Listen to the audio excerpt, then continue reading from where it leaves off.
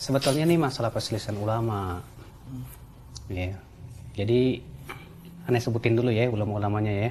Biar duduk permasalahannya pahamlah gitu. Ada dua pendapat ulama yang mengatakan begini. Pertama, Imam Syafi'i. Imam Syafi'i mengatakan bacaan Al-Quran kepada mayat itu nggak sampai. Pendapat Imam Syafi'i yang masyhur. Tapi walaupun ada satu riwayat yang lain mengatakan Imam Syafi'i mengatakan sampai.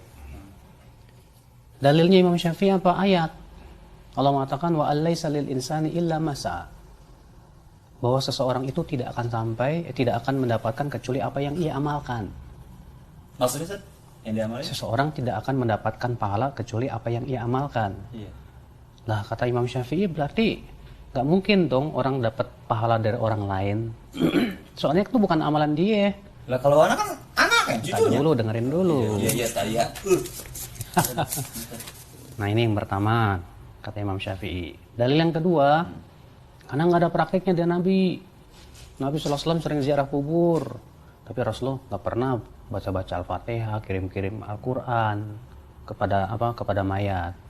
Bahkan Aisyah pernah ngikutin Rasulullah ziarah kubur. Ternyata Aisyah ketika bertanya, ya Rasulullah kalau ziarah kubur baca apa? Rasulullah hanya mengajarkan baca doa doang. Nggak ada kirim Al-Fatihah, Yasin atau yang lainnya.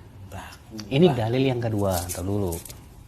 Dalil yang ketiga, karena riwayat-riwayat yang menyebutkan tentang sampainya bacaan Al-Quran kepada mayat itu tidak ada yang sahih menurut Imam Syafi'i. Oh, Imam Syafi'i. Imam Syafi'i yang masyhur. Sementara Imam Ahmad bin Hambal, demikian pula Imam Abu Hanifah, tapi juga riwayat dari Imam Syafi'i, tapi ini riwayat yang tidak masyhur, mengatakan bahwa baca Al-Quran kepada mayat itu sampai. Nah, nyampe. terus. Dalilnya apa? Dalilnya kata Imam Ahmad yang pertama kias. Apa? Kan yang namanya sedekah sampai ke mayat. Kalau kita ngajiin orang sampai. Nah sekarang sedekah ibadah kan? Ibadah. Baca Quran juga ibadah. Berarti bisa dong dikiasin. Kalau bisa dikiaskan berarti apa yang terjadi sampai kata mereka. Nah ini pendapat Imam Ahmad bin Hambal, Imam Syafi'i dalam satu riwayat dan Imam Abu Hanifah. Jadi sebetulnya ini kita sedang dalam permasalahan perselisihan ulama. Tapi Ustaz, itu kan yang hadis Ibnu Umar, Ustaz. Tadi hadis Ibnu Umar gimana, Ustaz?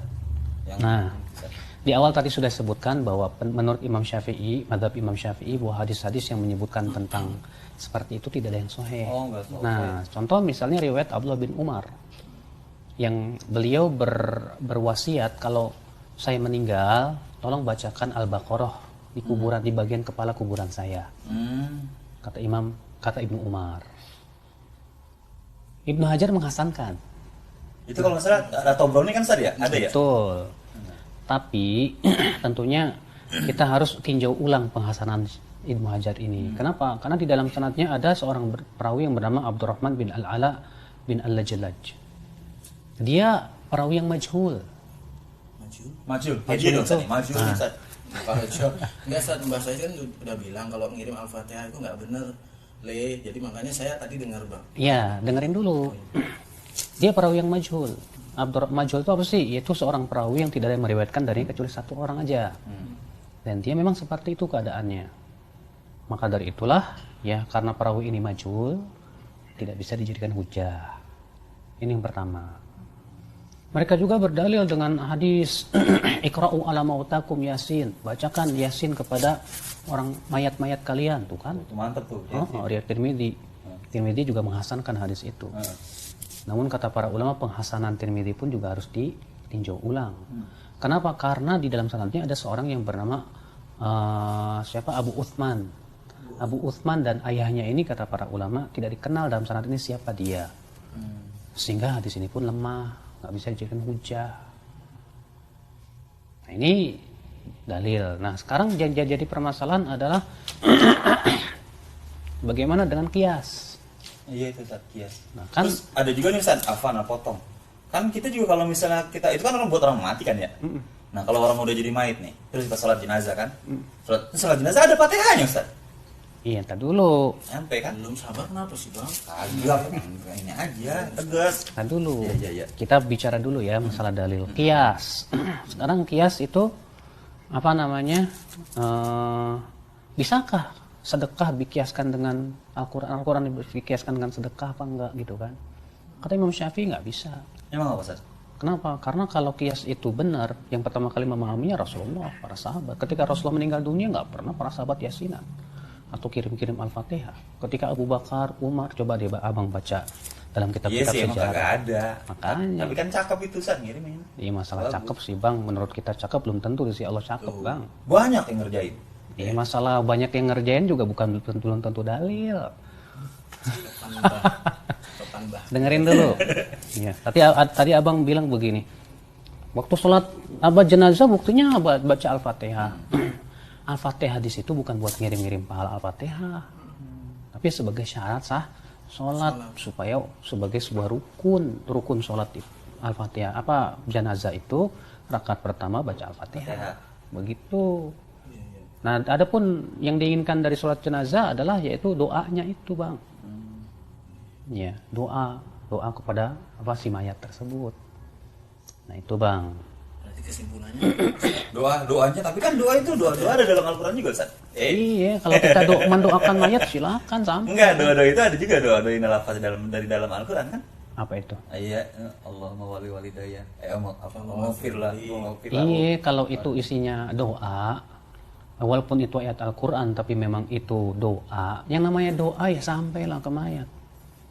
Tapi yang jadi permasalahan adalah menghadiahkan bacaan Al-Quran kita kepada mayat, bukan doa.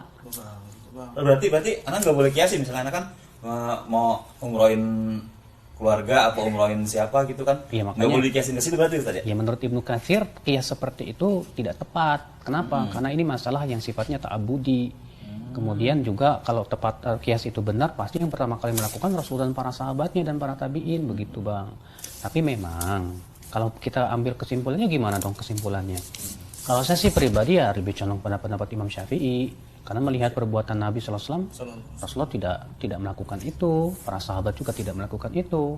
Adapun hadis yang sering dibawakan oleh orang Al-Fatihatu lima quri'at laha, Al-Fatihah itu tergantung untuk apa dibacakan, itu hadisnya palsu kata para ulama.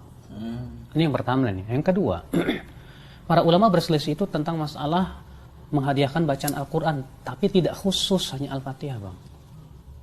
Adapun mengkhususkan Al-Fatihah saja tanpa yang lain, ini butuh dalil lagi.